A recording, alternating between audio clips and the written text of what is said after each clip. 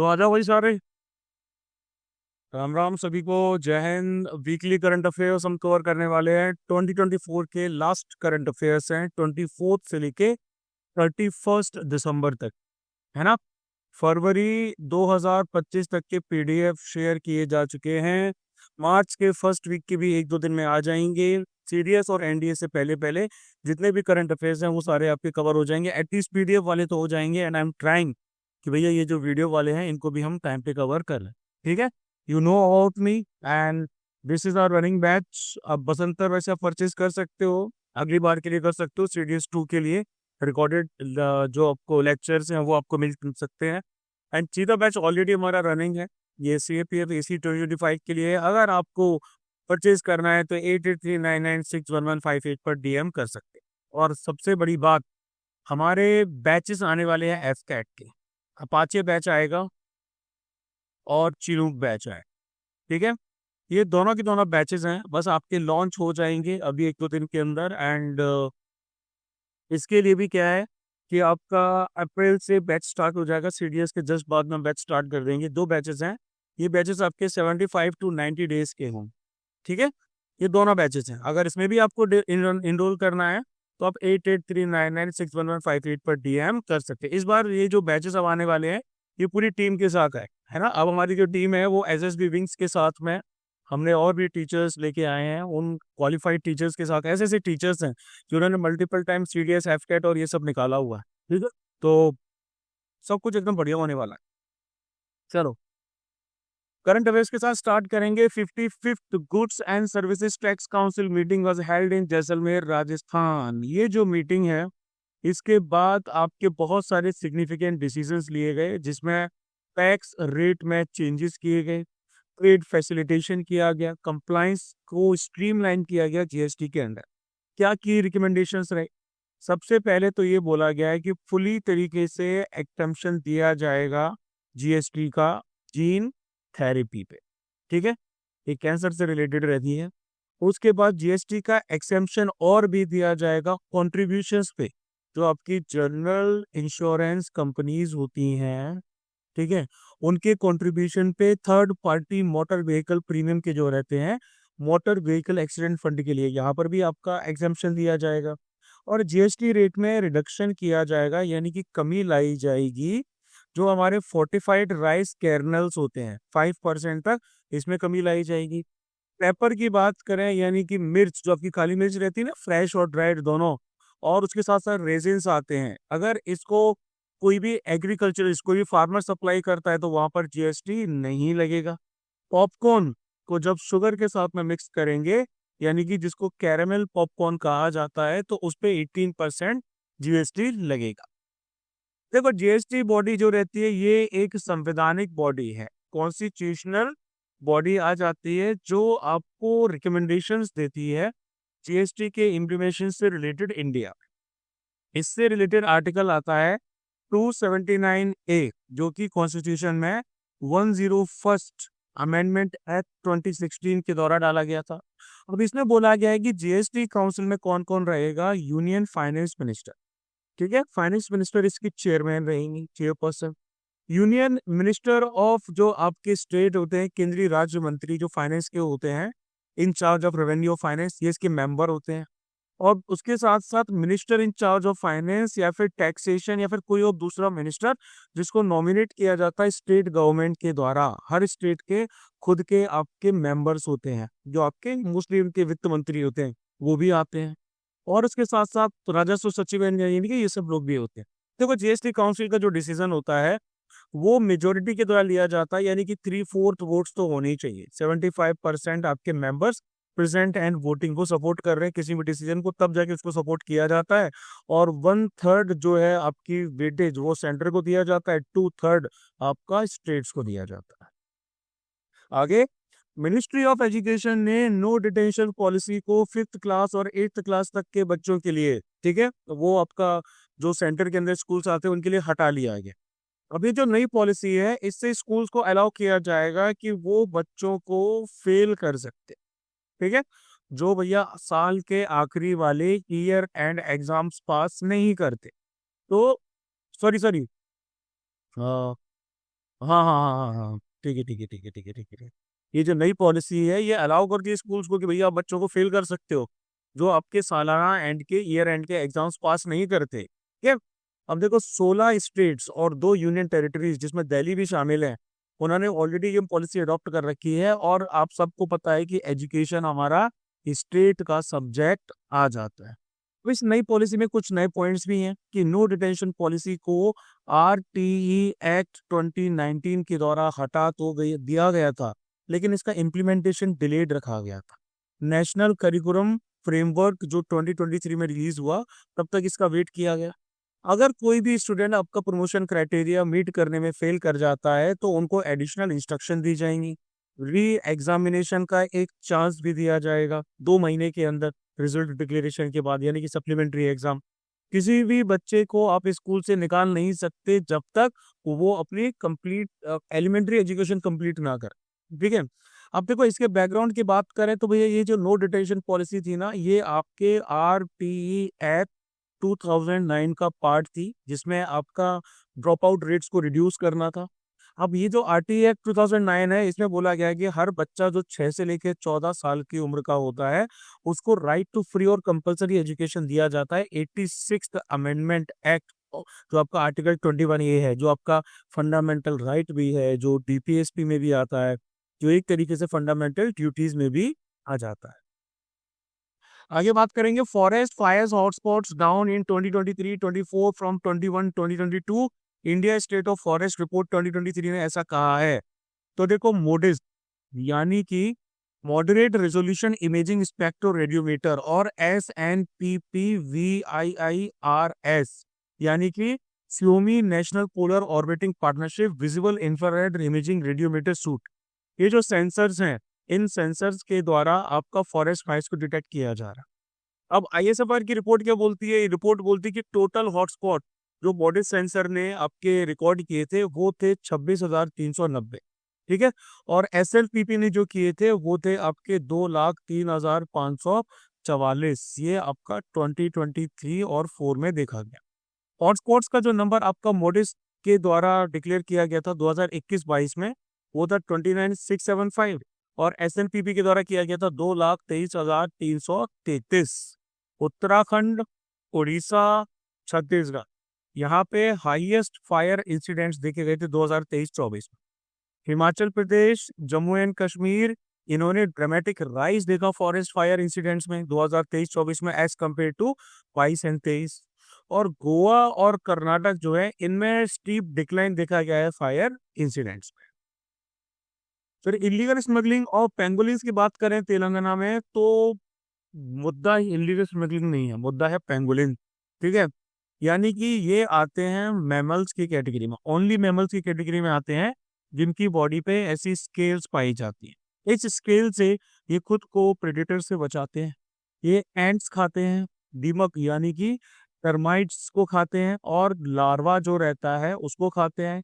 इनको scaly ant eater भी कहा जाता है, ठीक है। ये जनरली अकेला रहना पसंद करते हैं, सॉलिटरी रहना पसंद करते हैं, रात में निकलते हैं, नॉक्चुरल एनिमल्स हैं।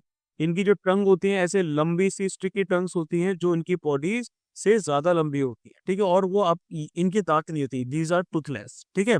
अब इंडियन पेंगोलिन्स को साइंटिफिकली बोला जाता है मैनिस क्रेसी पोडेटा, ये भैया इनका नाम है, ठीक है। अब इसके साथ साथ ये वर्ल्ड में टोटल आपकी 8 के अराउंड पेंगुलिन स्पीसीज आ जाती हैं, जिसमें से एक इंडियन पेंगुलिन है। ये पूरी कंट्री में पाया जाता है, हिमालयाज में, नॉर्थ ईस्टर्न रीजन में नहीं पाया जाता है। चाइनीज पेंगुलिन भी ये इंडिया में पाया जाता है, जो कि असम और ईस्टर्न हिमालयाज के साथ पाया जाता है। प्रोटेक्शन स्टेटस में शेड्यूल 1 में डाल रखा है वाइल्ड लाइफ प्रोटेक्शन एक्ट 1972 में, अपेंडिक्स 1 साइट्स में, और IUCN ने इसको इंडेंजर्ड घोषित किया है। फिर हम national human rights commission NHRC की बात करेंगे, तो प्रेसिडेंट ऑफ इंडिया ने द्रौपदी मुर्मू जी जो हैं, उन्होंने फॉर्मर सुप्रीम कोर्ट जज वी रामा सुब्रमण्यन को NHRC का चेयरमैन अपॉइंट कर दिया है। अब देखो NHRC यानी कि राष्ट्रीय मानवाधिकार आयोग, ये है एक स्टेचुटोरी बॉडी जिसको आपको बनाया गया था protection of human right act 1993। इसके अंदर में क्वेश्चन भी आया था आपका CDS में। बाद में अमेंडमेंट लाया गया था आपका, जो कि 2006 में लाया गया, और फर्दर 2019 में भी अमेंडमेंट लाया गया। अब देखो एनएचआरसी में एक तो आपका रहता है chairperson. Chairperson former chief justice होना चाहिए इंडिया का, सीजीआई भी हो सकता है, फॉर्मर जज भी होता है सुप्रीम कोर्ट का। 5 तो भैया इनके पास फुल टाइम मेंबर्स आते हैं, 7 इनके डीम्ड मेंबर्स आते हैं। ये जो चेयरपर्सन और मेंबर्स का टेन्योर रहता है वो 3 साल या फिर 70 ईयर्स, जो भी पहले आ जाए वो रहता है। इनको ह्यूमन राइट्स वायलेशन के केसेस को देखना पड़ता है, पेटिशंस वगैरह दी जाती हैं, या फिर खुद के द्वारा भी देखते हैं, ठीक है। तो ये सब काम इनका रहता है, ये पॉलिटी में डीपली कवर किया गया है।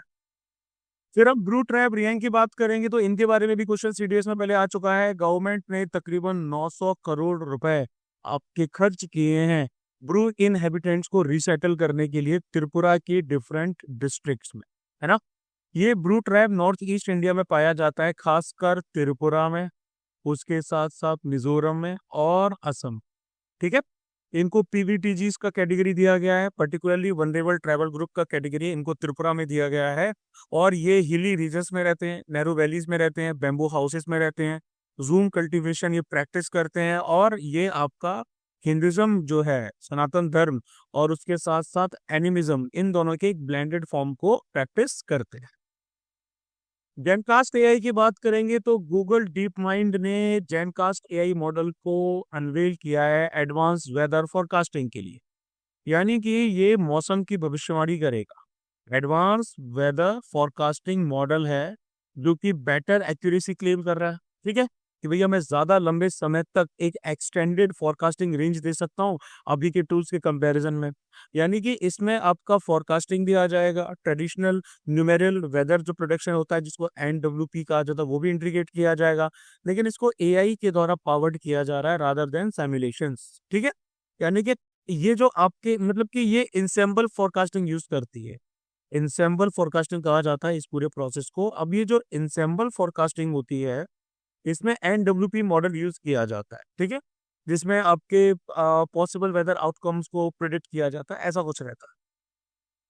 तो हम फ्रांस की बात करेंगे जिसकी कैपिटल है पेरिस। तो फ्रेंच प्रेसिडेंट जो है, फ्रेंच प्रेसिडेंट हैं, उन्होंने बोला है, मतलब साल की 4th गवर्नमेंट इनकी बनने जा रही है, उन्होंने अनाउंस किया है, ठीक है।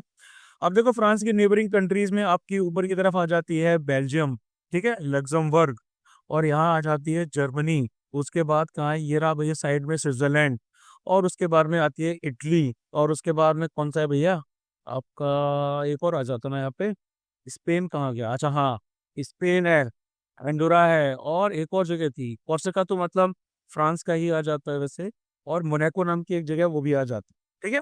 ये यूरोप के वेस्टर्न एज पे लाई करता है। मैरीटाइम बाउंड्रीज की बात करें तो इनके पास आ जाता है वेस्ट की तरफ बे ऑफ बिस्के, ये, ठीक है, इस बे को बे ऑफ बिस्के कहा जाता है। यहाँ पर भैया इंग्लिश चैनल जो है वो आपका पड़ जाता है। इधर नीचे की तरफ देखोगे तो फिर मेडिटेरेनियन सी आ जाता है साउथ में, और नॉर्थ सी आ जाता है यहाँ नॉर्थ की तरफ, ठीक है। माउंटेन्स में यहाँ आप पाए जाते हैं जिसपे हाईएस्ट पीक है माउंट ब्लैंक, ठीक है, 4808 मीटर्स, और उसके साथ साथ में है पायरेनीज। इनके प्लेन्स बहुत पाए जाते हैं। इनके नॉर्थ वेस्ट इलाका जो है ना, नॉर्थ वेस्ट इलाके में यहाँ प्लेन्स काफी हैं, काफी ब्रॉड और फर्टाइल प्लेन्स है, ठीक है। और उसके साथ साथ इनकी रिवर में आती है सीन रिवर जो पेरिस से फ्लो करती है, लॉयर जो कि लॉन्गेस्ट रिवर है फ्रांस की। उसके बाद में annual survey of unincorporated sector enterprises Asus को 2023-24 रिलीज कर दिया गया है। ये आपका रिलीज किया गया है ministry of statistics and programme implementation के national survey sample survey office के द्वारा, ठीक है। रेफरेंस पीरियड आपका अक्टूबर 2023 से लेकर सितंबर 2024 है। की फाइंडिंग्स की बात करें तो number of establishment in the sector जो है आपके ओवरऑल अनइनकॉर्पोरेटेड सेक्टर एंटरप्राइजेस की बात की जाए तो वो 7.34 करोड़ पड़ चुके हैं, यानी कि 12% से ऊपर की ग्रोथ देखी जा रही है। फीमेल ओन्ड प्रोप्राइटरी इस्टेब्लिशमेंट्स की बात करें तो वो 26% से 26% हो चुके हैं 22% से, ठीक है, 2022-23 में, मतलब फीमेल एंटरप्रेन्योरशिप बढ़ रही है। ग्रॉस वैल्यू एडेड कंट्रीब्यूशन आपका, ठीक है, वो भी आपका बढ़ रहा है। सेक्टर ने तकरीबन 12 करोड़ से ज़्यादा वर्कर्स को एम्प्लॉय किया हुआ है। और क्या बोलते हैं, लेबर प्रोडक्टिविटी के बेसिस पे देखा जाए तो वो भी आपकी काफ़ी ज़्यादा बढ़ रही है। ठीक है, परसेंटेज ऑफ इस्टेब्लिशमेंट जो इंटरनेट यूज़ कर रहे हैं वो भी आपका 21% से 26% पे पहुंच चुके। अब ये जो अनइनकॉर्पोरेटेड सेक्टर एंटरप्राइज क्या होता है, एक प्रोड्यूसर यूनिट होती है। ये एक पर्टिकुलर प्रोड्यूसर यूनिट है जिसको आपका लीगल एंटिटी के तौर पे ओनर से अलग इनकॉर्पोरेट नहीं किया गया। वैसे एंटरप्राइज में जो एसेट यूज किए जाते हैं वो एंटरप्राइज को नहीं बल्कि ओनर को बिलोंग करती है ना। यानी कि ये किसी के साथ ट्रांजैक्शंस में नहीं कर सकते, ये किसी के साथ कॉन्ट्रेक्चुअल रिलेशनशिप्स नहीं बना सकते। ठीक है, दूसरी इकोनॉमिक यूनिट्स के साथ ना ही लाइबिलिटीज आती हैं इनके ऊपर। तो ओनर्स पर्सनली लाइबल होते हैं किसी भी डेब्ट या ऑब्लिगेशंस के लिए जो कि प्रोडक्शन में आता है। अब उसके बाद आते हैं South Korea becomes a super age society. South Korean ministry of interior and safety ने फॉर्मली डिक्लेयर किया है कि भैया हम एक सुपर एजिड सोसाइटी बन रहे हैं, क्योंकि हमारी पॉपुलेशन का जो शेयर है, जो एजेड है, वो 65 एज के ऊपर वाला वो 20% से ज्यादा पहुंच चुका है। इससे साउथ कोरिया एशिया में सेकंड कंट्री बन जाता है जापान के बाद में सुपर एज सोसाइटी। अब देखो, यूनाइटेड नेशंस के हिसाब से कोई भी कंट्री को एजिंग के तौर पे अब तक बताते हैं जब उनका जो शेयर ऑफ पीपल जो कि 65 प्लस अबव है वो 7% से ज्यादा है ना। और उसके बाद में क्या बोलते हैं, एजिड इनको तब बोला जाता है जब 65 से ऊपर के लोग आपके 40% से ज्यादा हो, और सुपर एज बोला जाता है जब 20% से ज्यादा हो जाते। यूनियन होम मिनिस्टर और मिनिस्टर ऑफ कॉर्पोरेशन ने 10,000 नए एस्टेब्लिश एम पैक्स को अनवेल किया है, इनॉग्रेट किया है। 10,000 नए establish multipurpose primary agricultural credit societies, इसके साथ साथ बहुत सारे डेयरी और फिशरीज कोऑपरेटिव सोसाइटीज जो हैं इनको भी इनॉग्रेट किया गया है। यूनियन गवर्नमेंट आपके 2 लाख नए पैक्स जो हैं उनको अगले 5 साल में इस्टेब्लिश करने की सोच रही। पैक्स होते क्या है भैया, ये हमारा ग्रास रूट लेवल का क्रेडिट इंस्टीट्यूशन होता है ना, जो कि short term cooperative credit structure होता है। ठीक है, यानी कि ये रूरल एरियाज में एग्रीकल्चर बोरोइंग्स को देखता है, कलेक्शन और रिपेमेंट ऑफ लोन्स को देखता है, डिस्ट्रीब्यूशन और मार्केटिंग फंक्शंस को भी देखता है। यानी कि एक फाइनल लिंक के तौर पे एक्ट करता है बोरोवर्स के बीच में जो भैया पैसा उधार ले रहे हैं, और उसके साथ साथ हायर फाइनेंसिंग एजेंसी जैसे कि शेड्यूल्ड कमर्शियल बैंक, नाबार्ड वगैरह वगैरह। इसकी मेंबरशिप इंडिविजुअल फार्मर्स को भी दी जाती है, आर्टिशियंस को दी जाती है, वीकर सेक्शन जो सोसाइटी के हैं उनको शेयर होल्डर के तौर पे दी जाती है। इसको रजिस्टर किया गया है कोऑपरेटिव सोसाइटीज एक्ट के अंडर में और एडमिनिस्टर किया जाता है कंसर्न स्टेट के रजिस्ट्रार ऑफ कोऑपरेटिव सोसाइटीज के द्वारा। ये बैंकिंग रेगुलेशन एक्ट 1949 के बाहर की चीजें हैं और डायरेक्टली आरबीआई इनको रेगुलेट नहीं करती। आगे हम बात करेंगे prime minister lays foundation stone of Ken Betwa river linking national project. ठीक है, तो केन और बेतवा का जो लिंकिंग प्रोजेक्ट है ये हमारे देश का पहला इंटर लिंकिंग प्रोजेक्ट है जो कि नेशनल पर्सपेक्टिव प्लान में आ जाता है, और ये आपका एरिया आता है खजुराहो का, एमपी में। ठीक है, अब नेशनल पर्सपेक्टिव प्लान जो है ये आपका यूनियन मिनिस्ट्री ऑफ इरिगेशन, जिसको जल शक्ति मंत्रालय अब कहा जाता है, इन्होंने प्रिपेयर किया था आपका अगस्त 1980 में। एनपीपी के अंडर में नेशनल वाटर डेवलपमेंट एजेंसी ने 30 ऐसी लिंक्स को आइडेंटिफाई किया था, जिसमें आपकी 16 तो पेनिसुलर इंडिया में थी और 14 जो है वो आपकी हिमालयन वाली थी। इनकी फिजिबिलिटी रिपोर्ट्स के लिए देखा था। अब रिवर इंटरलिंकिंग की सिग्निफिकेंस क्या है, आपको इरिगेशन फैसिलिटी मिलती है। ठीक है, एनपीपी से आपका 35 मिलियन हेक्टेयर का इरिगेशन बढ़ाया जाएगा। बहुत सारे एरिया जो इरिगेशन में नहीं थे उनको इरिगेशन के अंडर में लाया जाएगा। जैसे केन बेतवा से जो बुंदेलखंड का एरिया है ना, ये आपका इस एरिया को पूरा आपका लाया जाएगा इरिगेशन में। हाइड्रो पावर जनरेशन भी एक एम आ ही जाता है, इससे आपका 34,000 मेगावाट का हाइड्रो पावर जनरेट किया जाएगा। वाटर सिक्योरिटी, वही वाटर अवेलेबिलिटी बढ़ाई जाएगी इन ड्रिंकिंग और इंडस्ट्रियल पर्पसेस के लिए, और इनलैंड वाटरवेज के तौर पे भी इस्तेमाल किया जाएगा नेविगेशन के लिए। फ्लड और drought management, agro based industries, ये सब चीजें इसमें आ जाती। अब अगर हम केबीएलपी की बात करें तो इसमें पानी को ट्रांसफर किया जाना है आपका केन रिवर से। ठीक है, केन रिवर से आपका जो है बेतवा रिवर तक पानी दिया जाएगा। इसमें आपका डैम आ जाता है, एक तो आ जाता है दौधन डैम, उसके द्वारा इसको किया जाएगा। ठीक है। फेज 1 में आपका दौधन डैम कॉम्प्लेक्स बनाया जाएगा, उसके साथ यूनिट्स बनाई जाएंगी, लो लेवल टनल है, केन बेतवा लिंक कैनाल है, पावर हाउसेस वगैरह हैं। और फिर उसके बाद में फेज 2 में भी आपकी बहुत सारी चीजें हैं, बैराज वगैरह वो सब बनाया जाए। आगे बात करेंगे नेशनल कंज्यूमर डे की, तो ministry of consumer affairs MCA food and public distribution, इन्होंने कुछ की इनिशिएटिव लॉन्च किए हैं। एनसीडी 2024 है ना, दिसंबर 24 को ये मनाया जाता है। एवरीडे नेशनल कंज्यूमर डे को 24 दिसंबर को मनाया जाता है। आपकी कंज्यूमर प्रोटेक्शन एक्ट 1986 को प्रेसिडेंशियल असेंट मिली थी, उसी के परवी में। अब इस बार आपका बहुत सारी चीजें लॉन्च की गई हैं, लाइक जागो ग्राहक, जागो ऐप, जागृति डैशबोर्ड, ताकि कंज्यूमर्स को डार्क पैटर्न से बचाया जा सके।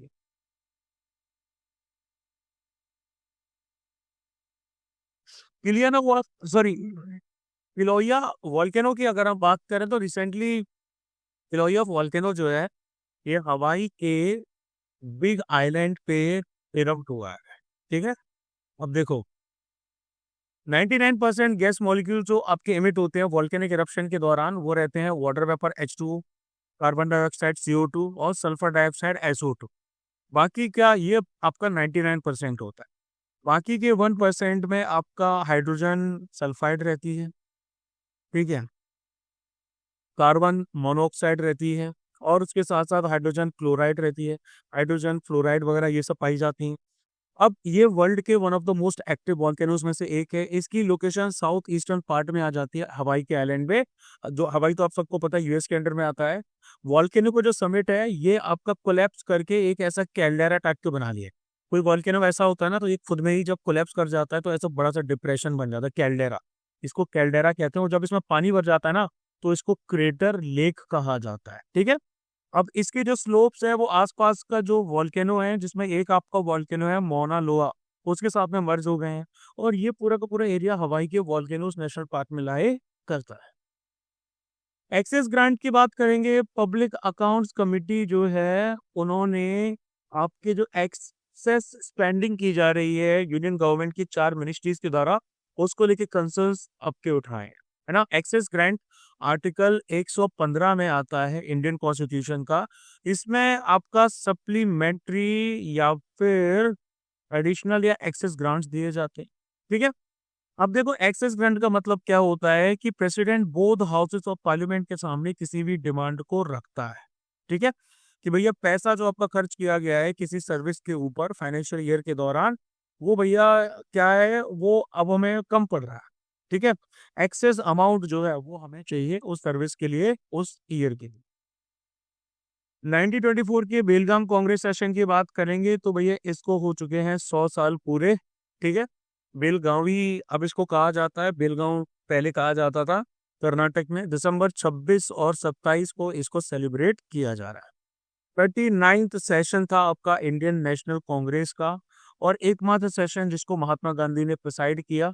इस दौरान स्वराज और सर्वोदय के आइडियाज को डिस्कस किया गया, ऑर्गेनाइजेशनल स्ट्रक्चर को चेंज किया गया, कांग्रेस की फंक्शनिंग को चेंज किया गया, 90% फी में कटिंग की गई, सोशल चेंज के ऊपर फोकस किया गया, सेपरेट कॉन्फ्रेंसेस जो है वो छुआछूत के अगेंस्ट में आपकी कंडक्ट की गई, रेजोल्यूशंस पास किए गए हिंदू मुस्लिम यूनिटी के लिए, सोशल सर्विस के लिए, पेड सोशल सर्विस के लिए, और खादी स्पिनिंग को मैंडेटरी बनाने के।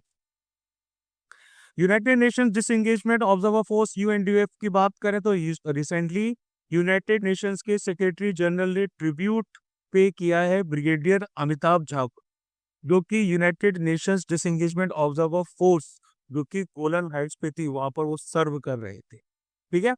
अब देखो यूएनडीओएफ के अगर हम हेडक्वार्टर्स की बात करें तो इट इज कैंप फोया। ठीक है।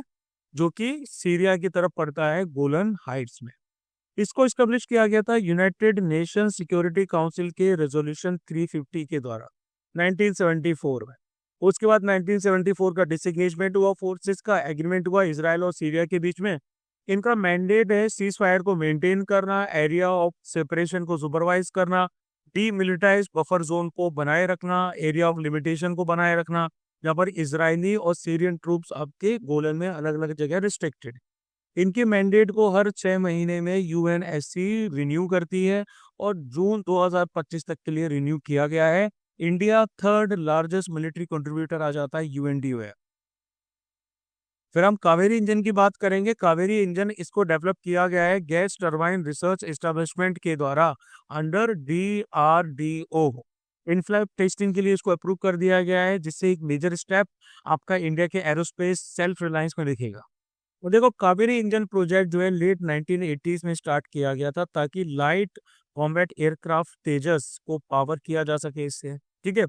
बाद में डीआरडीओ ने एक इसका जो ड्राइव वर्जन है कावेरी इंजन का, उसको डेवलप करने में फोकस दिया यूएवी एप्लीकेशंस के लिए। करंट कैपेबिलिटी की बात करें तो ड्राई कावेरी इंजन आपका 49 to 51 के एन थ्रस्ट प्रोड्यूस करता है, जो कि यूवीएस के लिए काफी ज्यादा ठीक है, जैसे कि घातक स्ट्रेल्थ यूसीएवी आ जाता है।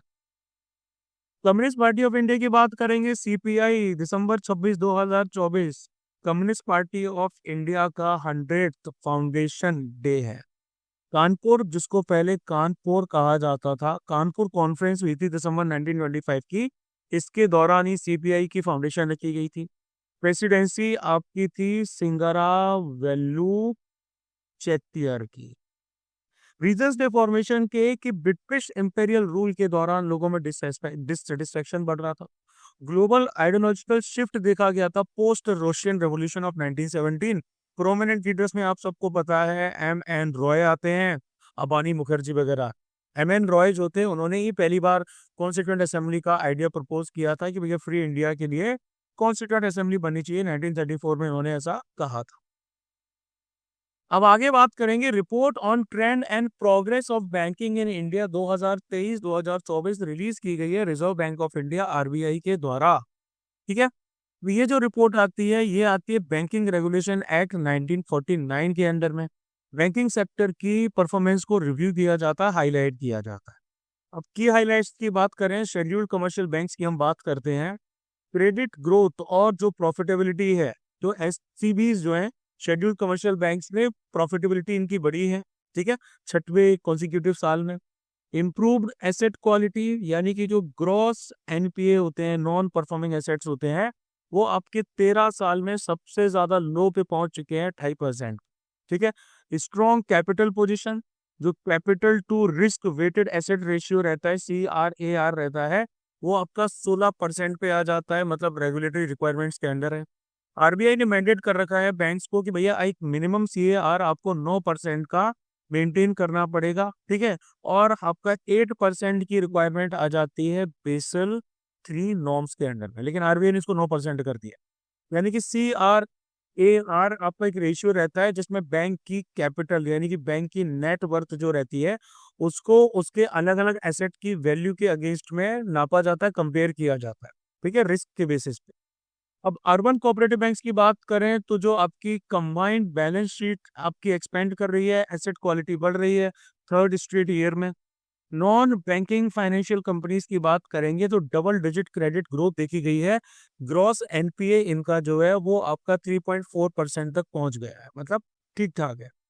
टेक्नोलॉजिकल एडवांसमेंट्स काफी बढ़ रहा है। आपका यूनिफाइड लैंडिंग इंटरफेस आपका इमर्जिंग प्लेटफॉर्म है। ओपन क्रेडिट इनेबलमेंट नेटवर्क है, ये भी आ जाता है आपका। इससे क्रेडिट एसेस जो है स्मॉल बिजनेस और इंडिविजुअल्स को मिल रही। आर्सेनिक कंटेमिनेशन के बारे में बात करेंगे। हाई आर्सेनिक लेवल डिटेक्ट किए गए हैं स्टेपल फूड, जो डेली खाना खाया जाता है, लाइक राइस, लाइक व्हीट, ऐसा 11 डिस्ट्रिक्ट में पाया गया है बिहार की। यानी कि ग्राउंड वाटर कंटेमिनेशन से लिंक किया जा रहा है Patna based cancer research centre के द्वारा, ये सब देखा गया है। अब आर्सेनिक आपका जो रहता है, ये रहता है ट्रांसपेरेंट, ऑर्डरलेस, इसमें किसी प्रकार की आपको गंध नहीं मिलेगी। टॉक्सिक रहता है, टॉक्सिक मेटालॉइड की कैटेगरी में ये पाया जाता है। ठीक है।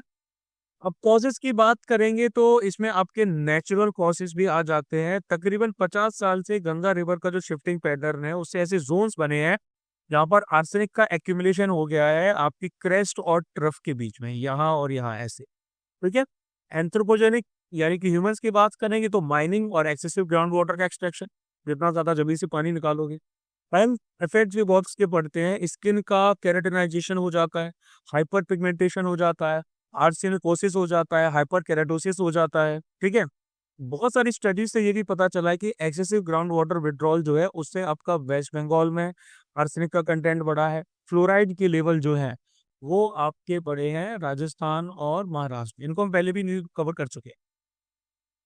पैनामा कैनाल की बात करेंगे तो US president elect Donald Trump जो है उन्होंने बोला है कि यूएस का कंट्रोल वो पैनामा कैनाल पे बढ़ा देंगे। 82 किलोमीटर का आर्टिफिशियल वाटरवे है जो कि पैसिफिक और अटलांटिक को आपस में कनेक्ट करता है यहाँ पे। ठीक है, ये कैनाल क्या करती है, शिप्स को गैटून लेक के थ्रू ट्रांसपोर्ट करती है, गैटून लेक नाम की जगह आ जाती है। यानी कि वर्ल्ड का one of the two most strategic artificial waterways आ जाते हैं। दूसरा तो आपका सुएज कैनाल है जो मिडिल ईस्ट और अफ्रीका के पास। ठीक है, यानी कि इसके द्वारा जो शिप्स की जर्नी है काफी ज्यादा कम हो जाती है। ईस्ट कोस्ट पे जो आपको जाना हो यूएसए के, और वेस्ट कोस्ट पे जाना हो तो आपकी जर्नी काफी ज्यादा कम यहाँ पर हो जाती है ना। ओल्ड रूट से जाओगे तो 13,000 नॉटिकल माइल्स और इससे जाओगे तो 5,000 नॉटिकल माइल्स बस आ जाता है। यानी कि डे के हिसाब से भी देखा जाए तो 22 डेज आपके बच जाते हैं। फिर हम सबॉर्डिनेट लेजिस्लेशन की बात करेंगे तो रिसेंटली सबॉर्डिनेट लेजिस्लेशंस जो है नोटिफाइड किए गए थे post office act 2023, that is post office rules 2024 और पोस्ट ऑफिस रेगुलेशंस 2024 के अंडर। सब ऑर्डिनेट लेजिस्लेशन एक लेजिस्लेशन होता है जिसको एक ऐसी अथॉरिटी बनाती है जो कि आपकी सबऑर्डिनेट होती है लेजिस्लेचर की। लेजिस्लेचर का जैसे कि मतलब हो गया लोकसभा, राज्यसभा, विधानसभा वगैरह, है ना। तो ऐसे जो लेजिस्लेशंस होते हैं ये उन पावर्स के फ्रेमवर्क में बनाए जाते हैं जो लेजिस्लेचर ने इस अथॉरिटी को डेलीगेट किए हों, दिए हों, है ना। इसीलिए इसको डेलीगेटेड या सबऑर्डिनेट लेजिस्लेशन बोला जाता है। कमेटी ऑन सबऑर्डिनेट लेजिस्लेशन में आपके होते हैं 15 मेंबर्स जो कि दोनों हाउसेस में बनाए जाते हैं और उनको एग्जीक्यूटिव पावर्स दी जाती हैं जो कि कॉन्स्टिट्यूशनल और लेजिस्लेटिव बाउंड्रीज के अंडर में ही होती है।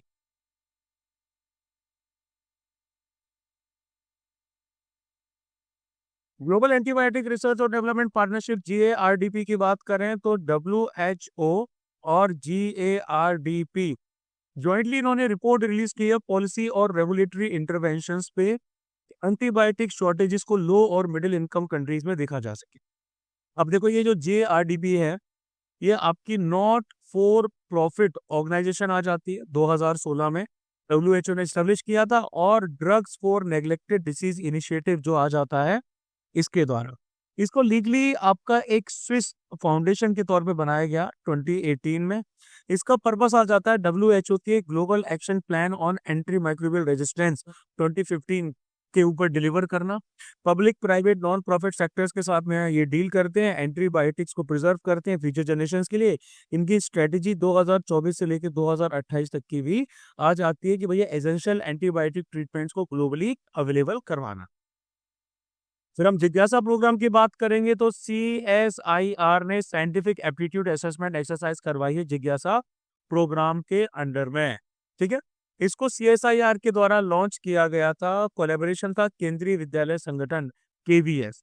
ठीक है, अब इसके ऑब्जेक्टिव में आ जाता है क्लासरूम लर्निंग को बढ़ाना है, research based hands on experience के जरिए लेबोरेटरीज में स्कूल स्टूडेंट्स के लिए। यानी कि क्यूरियोसिटी और साइंटिफिक टेम्परामेंट आपका साइंटिफिक सोशल रिस्पॉन्सिबिलिटी SSR के अंडर में बढ़ाना है। इसमें स्टूडेंट रेसिडेंशियल प्रोग्राम्स भी हैं, लैब विजिट्स हैं, ऑन साइट एक्सपेरिमेंट्स हैं, साइंस क्लब्स हैं, टिंकरिंग लैब्स वगैरह आ जाती हैं। फिर हम वीर बाल दिवस की बात करेंगे तो वीर बाल दिवस आपका 26 दिसंबर को मनाया गया है। एनुअली 26 दिसंबर को ही मनाया जाता है 2022 से। इसमें 10वें सिख गुरु जो गुरु गोविंद सिंह जी जो थे उनके यंगेस्ट सन यानी कि जोरावर सिंह और फतेह सिंह उनकी बहादुरी को सेलिब्रेट किया जाता। दोनों को मुगल फोर्सेस के द्वारा आनंदपुर फोर्ट में कैप्चर किया गया और दिसंबर 26 1705 में दीवार में जिंदा चुनवाकर उनको मार दिया गया। मतलब उनसे पहले बोला गया था कि भैया आप जो है इस्लाम स्वीकार कर लीजिए, पर उन्होंने इस्लाम स्वीकार करने से मना कर दिया कि हम अपने धर्म पर अडिग रहेंगे। और उसको उनको जो वजीर खान था, शायद बंदे का नाम मुगल सेनापति समथिंग ऐसा कुछ था, उसने उनको चुनवा के उन दोनों को वहां पर मरवा दिया तो वो शहीद हो गए। गवर्नमेंट ऑफ इंडिया ने प्रधानमंत्री राष्ट्रीय बाल पुरस्कार जो है वो बच्चों को 7 कैटेगरीज में देने की घोषणा भी इसी दौरान करते हैं। ग्रीनलैंड की बात करेंगे जिसकी कैपिटल है नुक। US president elect Donald Trump ने ये बोला है कि भैया ग्रीनलैंड को हम खरीदना चाहते हैं डेनमार्क से। ठीक है, इसकी लोकेशन यानी कि ये वर्ल्ड का लार्जेस्ट आइलैंड आ जाता है, क्योंकि नदर्न अटलांटिक ओशन में लाए करता है, आर्कटिक ओशन के पास में। ग्रीनलैंड डेनमार्क का ही एक पार्ट आ जाता है। टू थर्ड जो आइलैंड है ये आपका आर्कटिक सर्कल में लाई करता है। इसके कंट्रीज की बात किया जाए तो ये आपका कनाडा से सेपरेटेड है। कनाडा का एल्समीर आइलैंड है, ये उससे सेपरेटेड है। यहाँ पर कनाडा का जो एल्समीर आइलैंड आता है उससे बस 16 माइल के ड्यूरेशन में ही आपका सेपरेटेड है। नियरेस्ट यूरोपियन कंट्री इसकी जो है वो आ जाती है आइसलैंड। ठीक है, इसके साथ साथ यहाँ पर वर्ल्ड की सेकेंड लार्जेस्ट आइस शीट आ जाती है अंटार्कटिक के बाद में। मेजर रिवर में है वॉटसन, जैकेनबर्ग, एक आती है अकुलिया, रशिया, सुरूपकोवा। ठीक है, इसको पीडीएफ में देखना। हाईएस्ट माउंटेन इनका आता है गन व्योन फेजैल्ड। ठीक है, और north east Greenland national park world का लार्जेस्ट नेशनल पार्क है। ग्रीनलैंड में 24 आवर्स की सनलाइट समर में देखी जाती। अब मध्य प्रदेश में 15 टाइगर्स को राजस्थान, उड़ीसा और छत्तीसगढ़ में ट्रांसलोकेट कर दिया गया है। ये जो ट्रांसलोकेशन आपका किया जा रहा है ये आपका किया जा रहा है बांधवगढ़ नेशनल पार्क से। उसके साथ साथ में पन्ना कहा गया भैया, पन्ना भी तो था, पन्ना नेशनल पार्क से किया जा रहा है, कान्हा से किया जा रहा है, पेंच जो है पेंच नेशनल पार्क से किया जा रहा है। ट्रांसलोकेशन आपका एनिमल एक्सचेंज प्रोग्राम के अंडर में किया जा रहा है। ये बिगेस्ट रिलोकेशन होगा बिग कैट्स का किसी भी स्टेट से। मध्य प्रदेश इस प्रोजेक्ट को फैसिलिटेट कर रहा है क्योंकि इनके पास लार्जेस्ट टाइगर पॉपुलेशन है, 785 इन द कंट्री। अब inter state tiger translation projects की बात करें तो इसमें टाइगर पॉपुलेशन को रीइंट्रोड्यूस किया जाता है किसी भी एरिया में जो कि उसकी हिस्टोरिकल रेंज में होता है ना, लेकिन अब वो वहां से खत्म हो चुके हैं। तो रीइंफोर्समेंट या सप्लीमेंटेशन टाइगर्स का किया जाता है एग्जिस्टिंग पॉपुलेशंस का, ताकि लॉन्ग टर्म वायबिलिटी बढ़ाई जा सके। पहला टाइगर रिलोकेशन प्रोजेक्ट 2018 में लॉन्च किया गया था, जहां पर 2 बिग कैट्स को कान्हा टाइगर रिजर्व से और बांधवगढ़, कान्हा कहा गया भैया आपका हीरा, और बांधवगढ़ जो है वहां से आपका भेजा गया था सतकोशिया, जो कि उड़ीसा में आ जाता है। ठीक है, national tiger conservation authority NTCA इस सबको फैसिलिटेट करवाती। अब उसके बाद में क्या है कि fact sheet for house hold consumption expenditure survey HCES 2023-24 को आपका जो है वो रिलीज कर दिया है ना। किसने रिलीज किया है? Ministry of statistics and programme implementation, national statistics office. ठीक है, ये आपका कुछ पर्टिकुलर सर्वेस के रिजल्ट के बारे में बता रहा है जो अगस्त 2023 से जुलाई 2024 के बीच में हुई थी। पूरे इंडिया को कवर किया गया था। पहले सर्वे की जो फाइंडिंग्स हैं वो 2022 और 23 की फरवरी में लॉन्च कर दी गई थी। ठीक है, अब इस सर्वे की कुछ की फाइंडिंग्स की बात करें तो average monthly per capita expenditure, average तौर पे देखा जाए मंथली एक इंसान कितना खर्च करता है तो वो आ जाता है 4122 रूरल एरियाज के लिए। ठीक है, और 6996 आ जाता है अर्बन एरियाज के लिए। ठीक है, अर्बन और रूरल गैप जो है वो आपका average monthly per capita expenditure में कम हो रहा है। ठीक है, काफी ज्यादा कम होता जा रहा है। क्लासेस के बीच में अगर इनइक्वालिटी की बात करें तो इंडिया की जो रूरल पॉपुलेशन है, जो बॉटम 5% आ जाते हैं, उनका मंथली 1677 रुपए का खर्चा है। ठीक है, जबकि ये अगर आप रूरल सॉरी टॉप की बात करते हैं अर्बन में ही, तो उनका खर्चा 10,137 रुपए का है।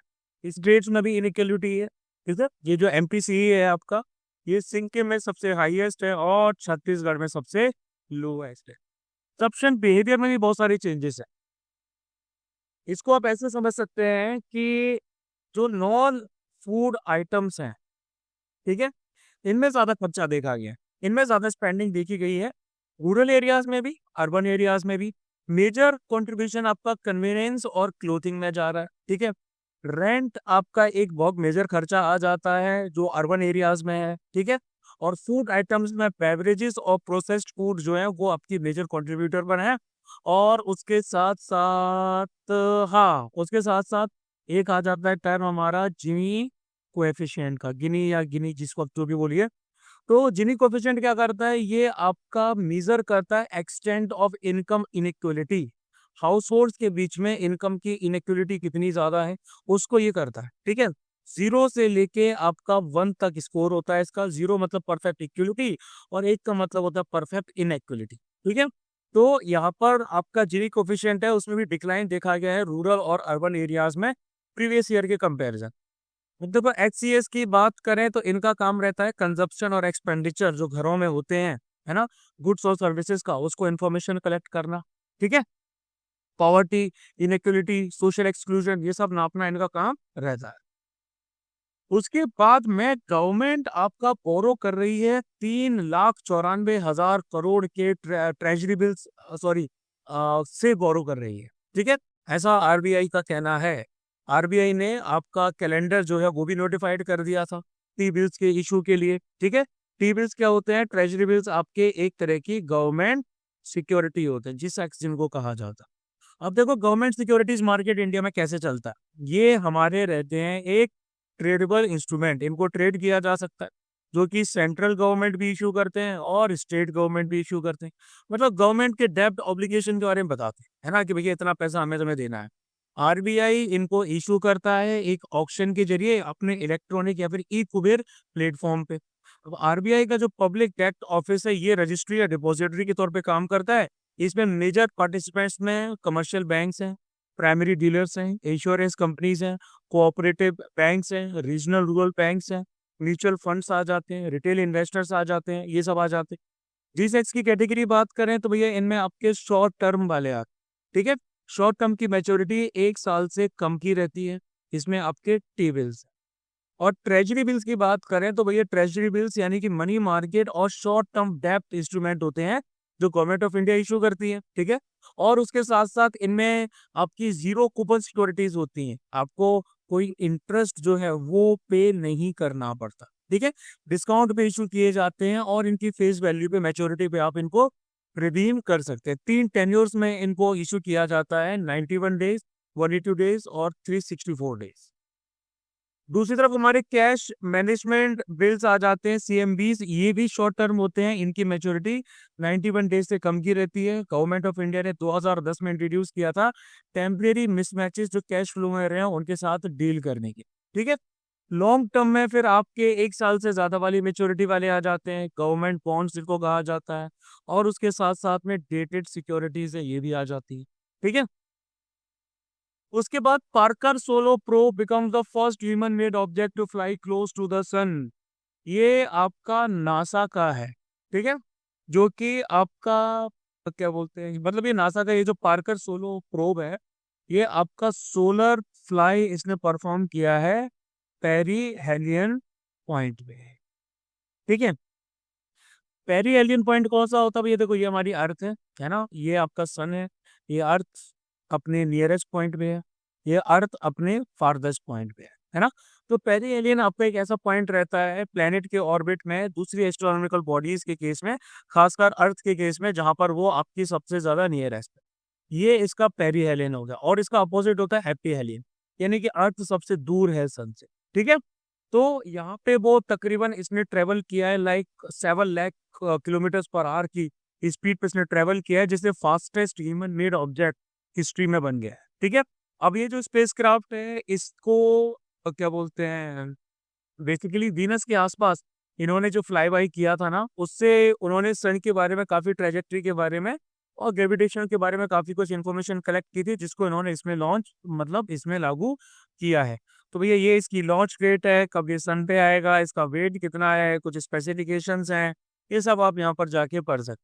ठीक है, 2018 में इसको लॉन्च किया गया था और इसका एम था सन के एटमॉस्फेयर के आउटर मोस्ट पार्ट में पहुंचना, है ना, जिसको हम कोरोना बोलते हैं, और वहां पे सोलर विंड्स के पैटर्न को समझना।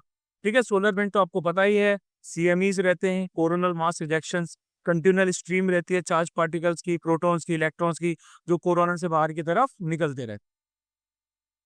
अब उसके बाद 5,000 साल पुरानी वाटर मैनेजमेंट टेक्निक्स को हड़प्पन साइट राखी गृह पर ढूंढा गया है। ठीक है, मतलब आपका एक ऑनगोइंग एग्जीक्यूशन चल रहा है, इससे वाटर स्टोरेज एरिया माउंट्स के बीच में ढूंढ निकाला है, जिसकी डेप्थ 3 साढ़े 3 से लेके 4 फीट के बीच में है ना। यहाँ की वाटर मैनेजमेंट टेक्निक्स के बारे में पता चलता है। यहाँ पर आपका एक रिवर है जिसको चौटांग कहा जाता है। जिसको दृशावती भी कहा जाता है, उसका सूखा हुआ जो तल यानी कि जो ड्राइड रिवर बेड है वो भी यहाँ पर मिला है, यानी कि पता चलता है कि भैया यहाँ पर नदी बहती थी। अब देखो हड़प्पन सिविलाइजेशन में वाटर मैनेजमेंट प्रैक्टिसेस बहुत एक्सटेंसिव रही है ना। यहाँ का जो ड्रेनेज रहा है, अंडरग्राउंड ड्रेन्स जो आपके बनाए गए हैं, ईंटें वीटें लगा के हाउसेस को कनेक्ट किया है पब्लिक ड्रेन्स के साथ में, ये आपके मेजर सिटीज में सीवेज डिस्पोजल आपको मिला है। ठीक है, आपके छोटे छोटे बंड्स जो हैं वो भी मिलते हैं, लोकल लोग बनाते हैं इनको पानी को इकट्ठा करने के लिए, रेन वाटर को इकट्ठा करने के लिए, इरिगेशन के लिए, पीने के लिए। इसको लोथाल में यानी कि गुजरात में खोजा गया। डॉकयार्ड बात करें तो एक डॉकयार्ड आपको साबरमती नदी के पास में है ना, वो भी आपका लोथाल के पास में ढूंढा गया है। चैनल्स और रिजर्वायर्स हैं आपके, सॉरी, धौलावीरा के पास चैनल्स और रिजर्वायर्स हैं आपके धौलावीरा में, गुजरात में। ठीक है, यहाँ पर आपको जो ताजा पानी होता है इसको स्टोर किया जाता है, डाइवर्ट किया जाता है आसपास के रिवर से। ठीक है, मतलब हाइड्रोलिक इंजीनियरिंग कंजर्वेशन के यहाँ पर बहुत सारे एविडेंसेस आपको मिल जाएंगे। टैंक्स और वेल्स आपके जो हैं वो मोहन जोदाड़ो में बने, आपने देखे ही ऑलरेडी, है ना। ग्रेट बात जो मोहनजोदड़ो की है। और रांची की रही की बात करें तो वन ऑफ द ओल्डेस्ट और लार्जेस्ट सिटीज है हड़प्पन सिविलाइजेशन की, जो कि हरियाणा में हिसार डिस्ट्रिक्ट में आ जाती है और यहाँ पर लाई करता है घग्गर हाकरा रिवर प्लेन। ठीक है, बहुत सारे आर्कियोलॉजिकल माउंट्स देखे गए हैं, स्केलेटल रिमेन्स देखे गए हैं, डीएनए एविडेंस हड़प्पन इलाके मिले हैं, क्राफ्ट एक्टिविटीज मिली है, रेसिडेंशियल स्ट्रक्चर्स हैं, ड्रेनेज सिस्टम है, वगैरह वगैरह सब कुछ यहाँ पर देखा गया। उसके बाद रुपी फेस इस sharpest depreciation in the last 2 years। Recently Indian rupee जो है का जो एक्सचेंज रेट यूएस डॉलर के अगेंस्ट में वो 85 के मार्क के ऊपर चला। ठीक है, एक्सचेंज रेट रिप्रेजेंट करती है एक देश की करेंसी की वैल्यू दूसरे देश के रिस्पेक्ट में, है ना, कि भैया कितने रुपए मिलके $1 बनाएंगे, फिर कितने डॉलर मिलके $1 बनाएंगे। अब रूपी के डेप्रिसिएशन के की फैक्टर्स कौन कौन से आ जाते हैं। सबसे पहले तो ये कि डॉलर जो है वो आपका मजबूत होता जा, उसकी स्ट्रेंथनिंग हो रही है ना। यूएस फेडरल रिजर्व की जो एग्रेसिव मॉनेटरी टाइटनिंग पॉलिसी है कि भैया डॉलर अपने पास रखना है ना, इससे कैपिटल आउटफ्लो हो गया है इमर्जिंग मार्केट से, यानी कि डॉलर वापस ले लिया गया है ना। यानी कि इंडिया से एफपीआई काफी हद तक इस दौरान कम हुआ है। ट्रेड डेफिसिट वाइड हुआ है, मतलब कि हायर क्रूड ऑयल इंपोर्ट्स की वजह से। ठीक है, हाई इन्फ्लेशन चल रहा है इंडिया में, इन्फ्लेशन रेट्स थोड़े से हाई हैं, वैलेंस जब ऐसा होता है तो करेंसी की वैल्यू टिपिकली क्या कर जाती है, डिप्रिशिएट कर ही जाती है। अब रुपये के डिप्रिसिएशन के नेगेटिव इम्पैक्ट्स की अगर हम बात करें तो इससे आपको सामान मंगाना थोड़ा महंगा हो जाएगा, इंपोर्ट कॉस्ट आपके बढ़ जाएंगे। वीकर रुपी मतलब इंपोर्ट हो गया है महंगा, खासकर क्रूड ऑयल, इसकी वजह से ट्रेड डेफिसिट भी बढ़ जाएगा और बाकी फॉरेन डेब्ट और इन्फ्लेशन वगैरह भी बढ़ सकता है। पॉजिटिव इम्पैक्ट इसका ये पड़ता है कि इससे हमारे एक्सपोर्ट्स बूस्ट होंगे। जब बाहर से सामान मंगाना अगर हमारे लिए महंगा है तो फिर हम सामान बाहर भेजना स्टार्ट कर रहे हैं। गुड्स और सर्विसेज ज्यादा कॉम्पिटिटिव हो जाती है इंटरनेशनल मार्केट में, क्योंकि लोअर प्राइस है उनकी डॉलर के टर्म्स में। ठीक है, और रेमिटेंसेस की वैल्यू भी हाई है, यानी कि एनआरआईज जो पैसा आपका बाहर से यहाँ घर में भेज रहे हैं, इससे रुपये की वैल्यू जो है मतलब कि क्योंकि डॉलर के कंपेरिजन में रुपये की वैल्यू कम है तो वो ज्यादा बेनिफिट आ जाएगा। ठीक है, उसके बाद में पीएम केयर्स फंड की बात करते हैं तो prime minister citizens assistance and relief in emergency situation fund जो है, इन्होंने 912 करोड़ रुपए इनको 2022-23 में मिले। ठीक है, लेटेस्ट ऑडिट वगैरह हुआ है इनका। ये एक पब्लिक चैरिटेबल ट्रस्ट है, रजिस्ट्रेशन एक्ट 1908 के अंडर में। ये कोई भी गवर्नमेंट का बजट एलोकेशन यूज नहीं करते, रिलीफ और असिस्टेंस प्रोवाइड करते हैं इमरजेंसीज और कैलेमिटीज के दौरान। चेयरपर्सन और मेंबर की बात करें तो पीएम एक्स ऑफिशियल चेयरपर्सन होते हैं और मेंबर्स में आपके डिफेंस मिनिस्टर हैं, ठीक है, होम मिनिस्टर सॉरी, और उसके साथ साथ फाइनेंस मिनिस्टर। टैक्स बेनिफिट, अगर आप डोनेशंस इसमें देते हो तो 100% टैक्स एग्जाम्पशन मिलता है आपको इनकम टैक्स का सेक्शन 80G के अंडर में। और जो डोनेशंस फंड को किए जाते हैं उनको CSR एक्सपेंडिचर के अंडर भी लाया जाता है, कंपनीज एक्ट 2013 में। ठीक है, आरटीआई की कोई भी एक्ट इस पे लागू नहीं होता। स्वामित्व स्कीम की बात करेंगे तो प्राइम मिनिस्टर ने तकरीबन 50 लाख, ठीक है, मतलब यहाँ तो 65 लाख हो गया, ये 65 लाख शायद पहले किया गया था, उसको 50 लाख प्रॉपर्टी कार्ड स्वामित्व स्कीम के अंडर में दिए हैं, है ना। इसकी फुल फॉर्म क्या है, इसकी फुल फॉर्म है survey of villages and mapping with improvise technology in village areas एक सेंट्रल सेक्टर स्कीम है।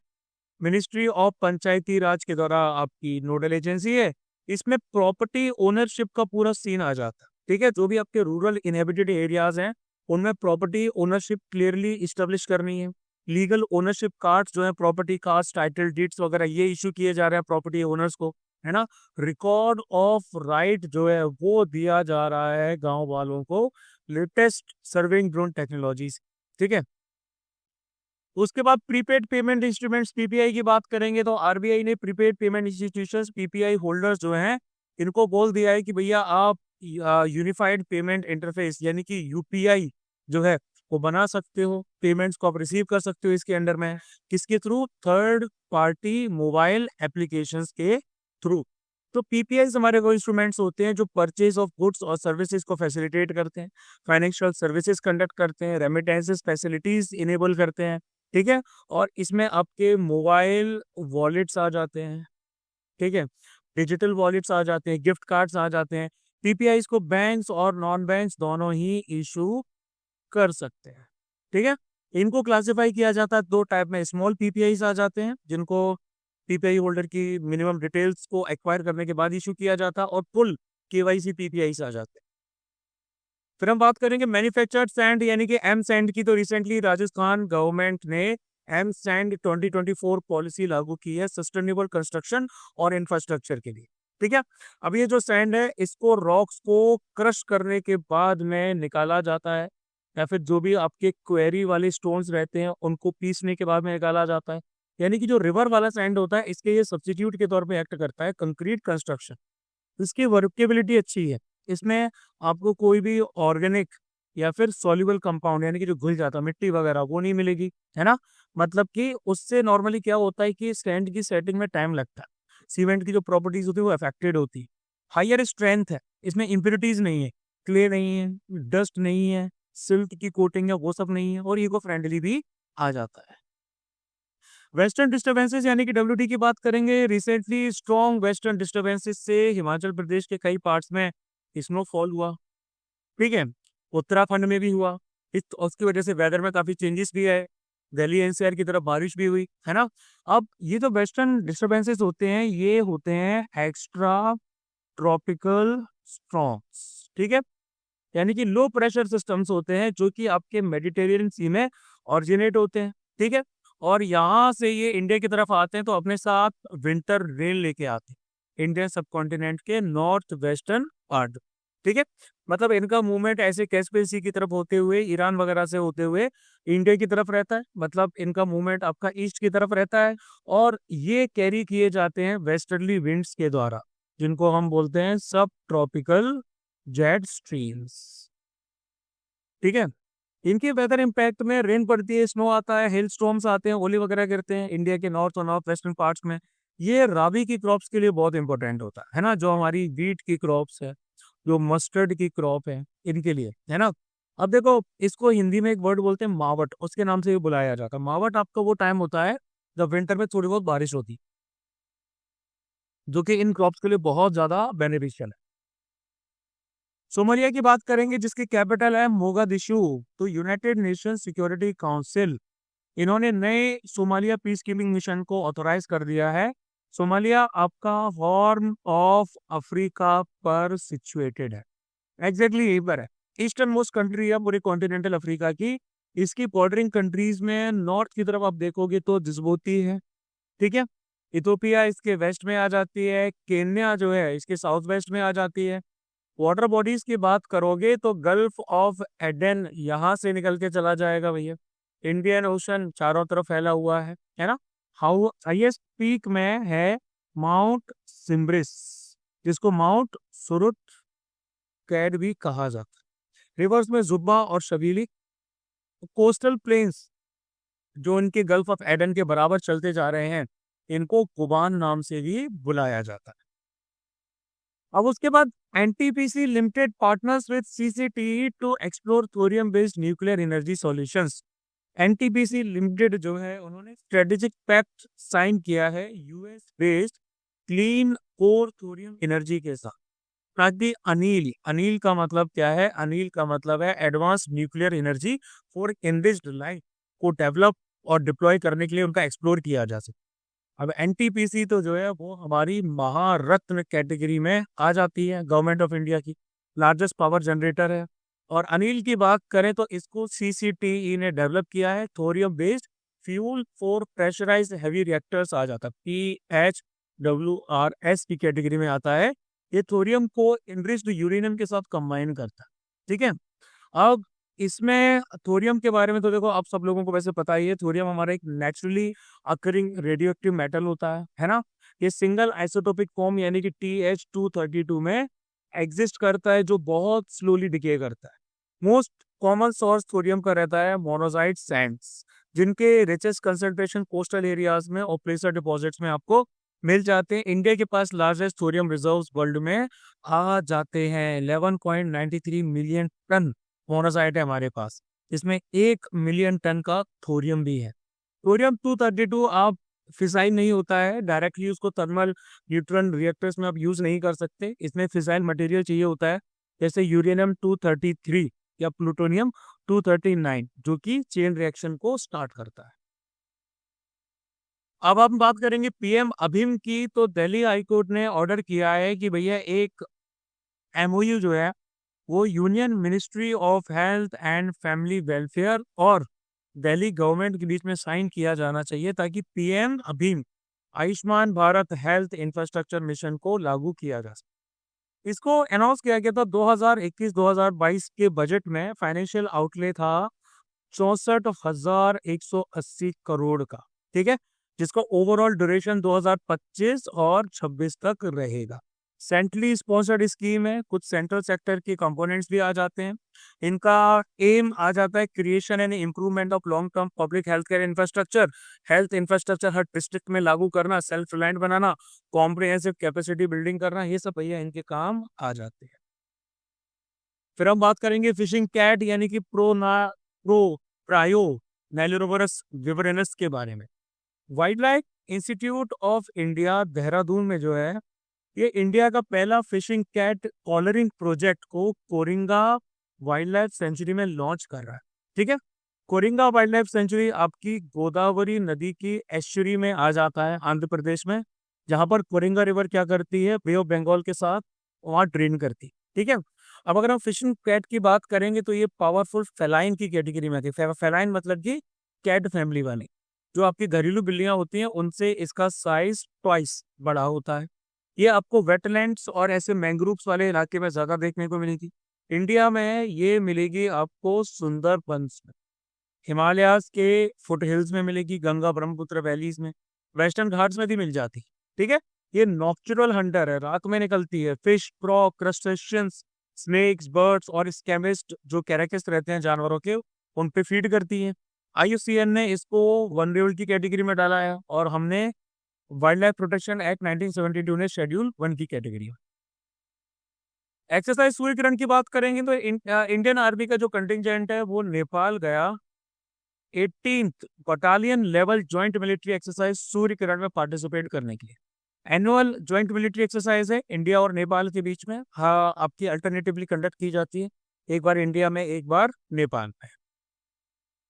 फिर हम बात करेंगे real effective exchange rate RER की, तो आरबीआई के डेटा के हिसाब से RER real effective exchange rate का जो इंडेक्स है रुपी का, वो आपका 108 टच कर गया नवंबर 2024 में, है ना। यानी कि 2024 में ओवरऑल 4.5% की स्ट्रेंथ उसमें देखी गई। अब ये जो EER है, आपका इफेक्टिव एक्सचेंज रेट जो रहता है, ये बेसिकली क्या करता है, ये बेसिकली आपका किसी भी करेंसी की वैल्यू को दूसरी बास्केट ऑफ अदर करेंसीज, उसके रिस्पेक्ट में क्या करता है, मीजर करता है ना। यानी कि किसी भी कंट्री के इंटरनेशनल कॉम्पिटिटिवनेस को देखता है फॉरेन एक्सचेंज रेट के टर्म्स में। उसके बाद हमारा NEER भी आ जाता है, नॉमिनल EER। ये नॉमिनल बायलैटरल एक्सचेंज रेट्स को जो भी आपके ट्रेडिंग पार्टनर्स हैं उनके साथ में मीजर करता है। NEER में अगर इंक्रीमेंट देखा जा रहा है तो मतलब रुपी का एप्रिसिएशन हो रहा है। और जो REER है, ये आपका अकाउंट प्राइस लेवल डिफरेंस दिखता है ट्रेडिंग पार्टनर्स में। और REER में अगर इंक्रीज देखा जा रहा है तो मतलब लॉस है ट्रेड में, कॉम्पिटिटिवनेस।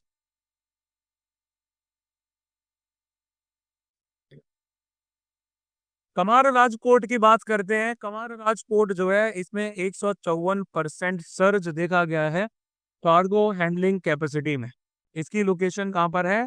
कोरा कोरोमंडल, हाँ कोरोमंडल, कोरोमंडल कोस्ट पर है। चेन्नई पोर्ट से 24 किलोमीटर नॉर्थ की तरफ आ जाता है। इसकी स्टेटस की बात करेंगे, ये 12th मेजर पोर्ट है हमारे देश का, पहला पोर्ट है इंडिया में जो कि एक पब्लिक कंपनी के तौर पे incorporated.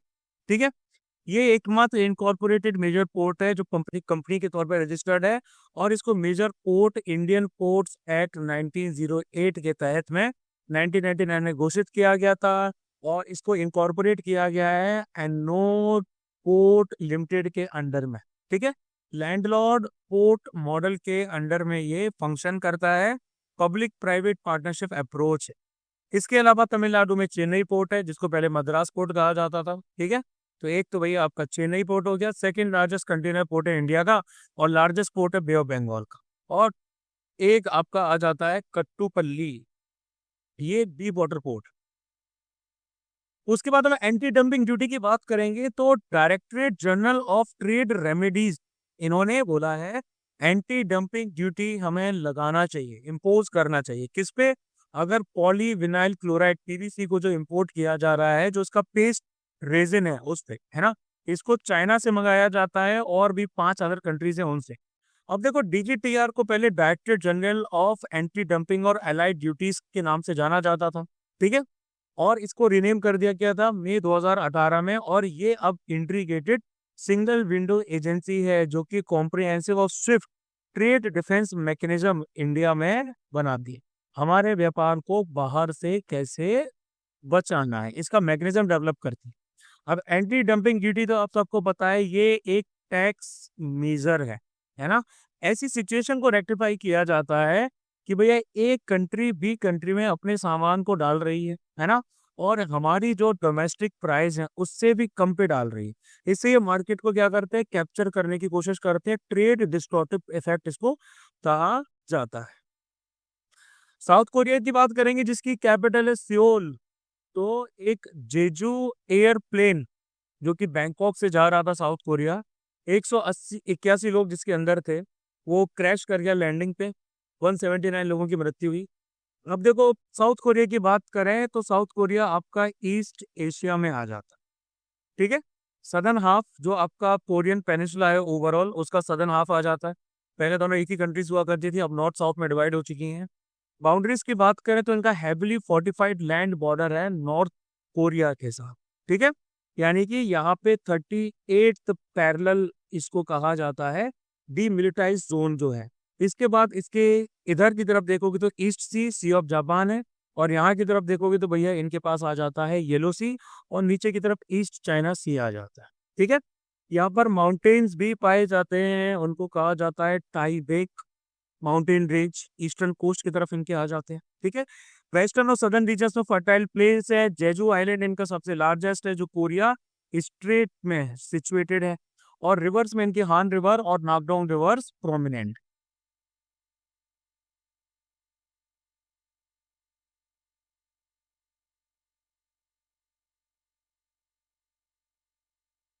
Now next, India reported decline in internet shutdowns in 2024।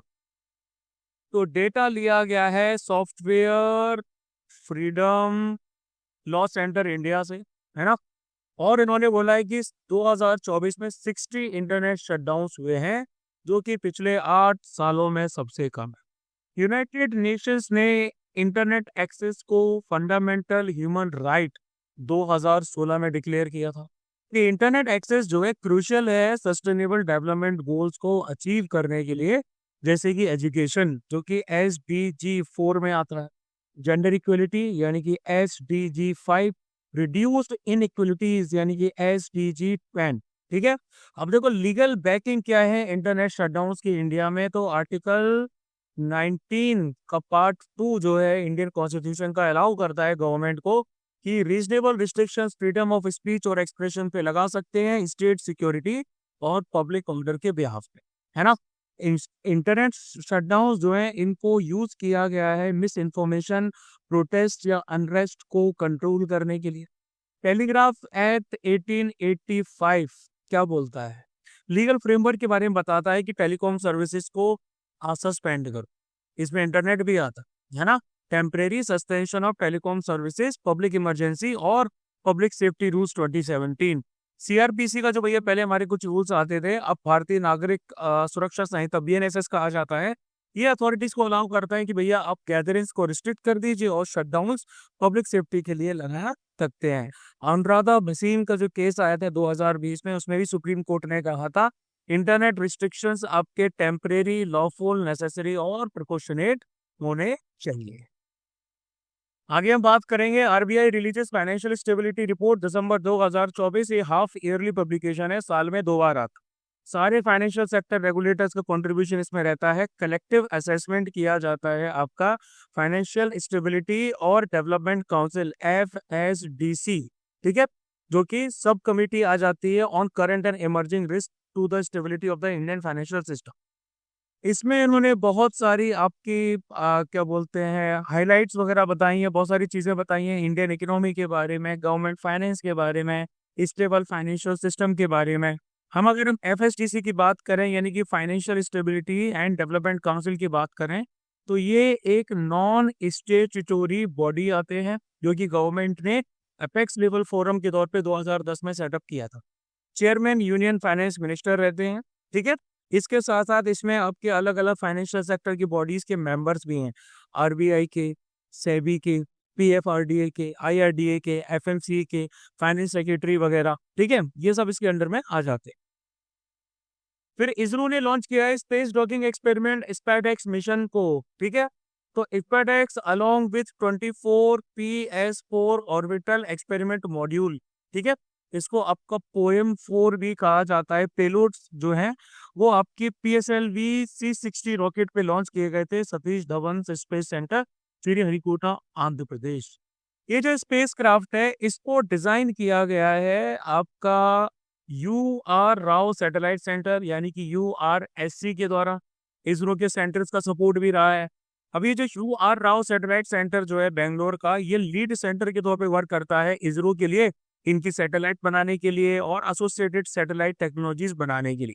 तो इंडिया 4th नेशन अब आपका बन गया है चाइना, रशिया और यूएस के बाद में, जिसने स्पेस डॉकिंग टेक्नोलॉजी को अचीव कर लिया, ठीक है।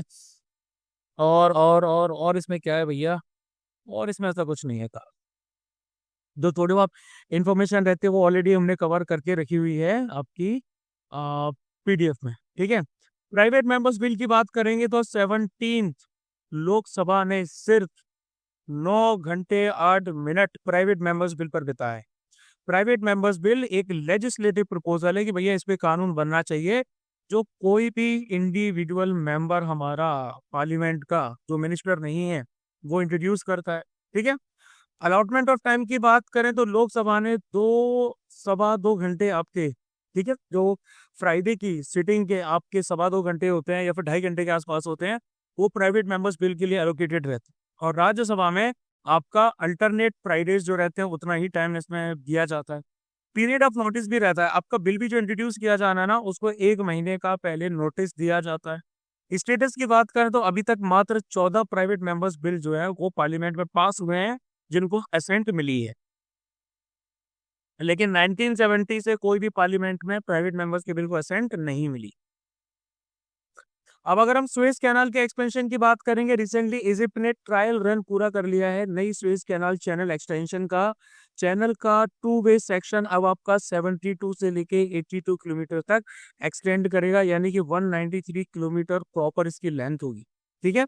1859 में इस कैनल को खोला गया था, 1869 में कंप्लीट किया गया था।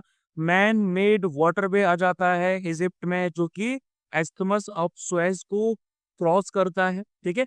ये मेडिटेरेनियन सी को आपका रेड सी से कनेक्ट करता है फर्दर इंडियन ओशन से। 12% ग्लोबल ट्रेड हैंडल करते हैं ये, जो भी वेसल्स वगैरह यहाँ से निकलते हैं एशिया से होते हुए, ठीक है। और यहाँ पर आपकी बैब एल मैंड्रेब स्ट्रीट भी पड़ जाती है। तो ये पूरी अरेबियन पेनिनसुला के आसपास वाला इलाका आ जाता है। तीस्ता रिवर की बात करेंगे तो वेस्ट बंगाल ने ये डिसाइड किया है कि वो खेतों तक पानी पहुंचाएंगे पाइपलाइंस बना के तीस्ता रिवर से। अब ये जो तीस्ता रिवर है 400 किलोमीटर की इसकी लेंथ है। ब्रह्मपुत्र रिवर की ये राइट बैंक क्या आ जाती है, ट्रिब्यूटरी आ जाती है, ठीक है। क्योंकि इंडिया और बांग्लादेश दोनों में फ्लो करती है। इसका ओरिजिनेशन होता है यहाँ आपका सिक्किम के पास, ठीक है। सिक्किम के पास में एक आपका ग्लेशियर है, छोम्बू शू नाम से ग्लेशियर लेक है, ठीक है। वहां पर आपका खांगचेंग शू नाम की जगह है, वहां से भैया ये ऑरिजिनेट होता है। और ये सिक्किम और नॉर्थ वेस्ट बंगाल के लोगों के लिए लाइफ लाइन का काम करती है, ठीक है। इसकी जो मेजर ट्रिब्यूटरी है उसमें लांगशाओ शू है, चाकुंग शू है, और जेमू शू और रंगित आ जाती है। पेंगोंग लेक की बात करेंगे तो इंडियन आर्मी ने छत्रपति शिवाजी महाराज की एक मूर्ति को अनवेल किया है पेंगोंग लेक पे। पेंगोंग लेक की लोकेशन 4350 मीटर ईस्टर्न लद्दाख में आ जाती है। वर्ल्ड का हाईएस्ट सॉल्ट वाटर लेक है। 160 किलोमीटर के एरिया में ये फैला हुआ है। 1/3 इंडिया में है, 2/3 जो है वो आपका चाइना में आ जाता है, ठीक है। यानी कि ये जो लेक है इसको एंडोराइक कहा जाता है, यानी कि लैंड लॉक्ड लेक है, जो कि अपना कलर चेंज करता है, ब्लू ग्रीन रेड अलग अलग टाइम पर अपीयर होता है। तिब्बतन नाम का आपका पेंगोंग जो है, सॉरी, इसका मतलब होता है high grassland lake. H1B visas की बात करेंगे तो H1B वीजास न्यूज में रिसेंटली काफी चल रहे हैं, क्योंकि इंडियंस जो है वो H1B वीजा की रेसिपिएंट लिस्ट में सबसे टॉप पर आ रहा है। 70% टोटल अप्रूवल्स इंडियंस को मिल रहा है, ठीक है। 1990 में इसको इंट्रोड्यूस किया गया था ताकि यूएस में स्किल गैप्स को फुलफिल किया जा सके, है ना। एम्प्लॉयर्स को अलाउ किया जा सके कि भैया आप इमिग्रेंट वर्कर्स को हायर कीजिए, स्पेशलाइज्ड ऑक्यूपेशंस वालों को जिनको हाई लेवल ऑफ स्किल चाहिए, ठीक है। 6 साल तक के लिए ये वैलिड रहता है। इस पीरियड के बाद में वीजा होल्डर को या तो देश को छोड़ना पड़ता है, ठीक है, या फिर मतलब एक सेकेंड, हाँ, या फिर परमानेंट रेसिडेंट पीआर के लिए अप्लाई करना पड़ता है। कैलेमिटी ऑफ सीवियर नेचर की बात करेंगे। Inter ministerial central team IMCT ने वायनाड जो है उसके, सॉरी, वायनाड, हाँ, वायनाड की जो लैंडस्लाइड है इसको कैलेमिटी ऑफ सीवियर नेचर घोषित किया है, ठीक है। कोई स्पेसिफिक क्राइटेरिया नहीं आता है आपका स्टेट डिजास्टर रिस्पांस फंड या फिर NDRF की लिस्ट में, कोई ऐसा स्पेसिफिक क्राइटेरिया नहीं आता है कि भैया किसी नेचुरल कैलेमिटी को आप कैलेमिटी ऑफ सीवियर नेचर घोषित करेंगे। लेकिन इंटेंसिटी और मैग्नीट्यूड ऑफ लॉस को देखते हुए जो प्रॉपर्टी और लाइफ को होता है, सेंट्रल गवर्नमेंट किसी भी कैलेमिटी को सीवियर नेचर का घोषित कर सकती है, खासकर वो IMCT की रिकमेंडेशंस पे किया जाता है। अजरबैजान की बात करेंगे जिसकी कैपिटल है बाकू। तो रशियन प्रेसिडेंट ने अपोलोजाइज किया है अजरबैजानी प्रेसिडेंट, है ना। अजरबैजानी एयरलाइनर जो था आपका कजाकिस्तान में, जिसका क्रैश हुआ था, 38 लोगों की मृत्यु हुई थी। अजरबैजान की बात करें तो इनके नॉर्थ में आ जाता है रशिया, ठीक है। ईरान इनके साउथ में आता है, आर्मेनिया इनके वेस्ट की तरफ आ जाता है, और जॉर्जिया इनके नॉर्थ वेस्ट की तरफ। यहाँ पर देखोगे ईस्ट की तरफ कैस्पियन सी है। इनके टेरिटोरियल डिस्प्यूट जो है इनका, वो है हमारा नागोर्नो काराबाख रीजन का, ठीक है, जो कि आपका आर्मेनिया के साथ में चलता है, ठीक है। और उसके साथ साथ यहाँ पे क्लाइमेट जो है तकरीबन वर्ल्ड के 11 में से 9 क्लाइमेटिक जोन्स अजरबैजान में लाई करते हैं, ठीक है। हाईएस्ट पीक का नाम है बाजार दो ज्यू, ठीक है, जो कि आपकी लाई करती है ग्रेटर कोकेकस रेंज में। मेजर रिवर्स में are Kur river and Aras river. यहाँ पर oil, natural gas, lead, zinc वगैरह काफी मिलता है। तो भैया ये अगर आपको करंट अफेयर्स डाउनलोड करने हो तो अभी नीचे ड्राइव का लिंक दे रखा है, ड्राइव में चले जाना। करंट अफेयर्स के सेक्शन में आप जाओगे, करंट अफेयर्स के सेक्शन में आपको 2024 में जाना, उसमें दिसंबर के मंथ में जाओगे तो दिसंबर के महीने में ये चारों शीट्स आपको मिल जाएंगी। अभी हमारे जो करंट अफेयर्स हैं वो फरवरी के एंड तक कंप्लीट हो चुके हैं, फरवरी 2025 के एंड तक। बाकी के भी जल्दी अपलोड हो जाएंगे। एग्जाम से पहले पहले मार्च के पूरे कंप्लीट करंट अफेयर्स आपको मिल जाएंगे, ठीक है। तो भैया please do like, share, comment and subscribe the channel. Telegraph पे भी जुड़ सकते हो। आपको जितनी भी प्रीवियस ईयर क्वेश्चन हमारे करे जा रहे हैं पिछले 5 साल के, अभी रिसेंटली हमारा इकोनॉमिक्स का भी हो चुका है तो उसका वीडियो भी शाम को आ जाएगा, तो आप उसको भी जाके डाउनलोड कर सकते हो, ठीक है। और आंसर की के साथ वो सब कुछ दे रखा है। तो बस कर तैयारी एग्जाम की। जय हिंद टू यू ऑल।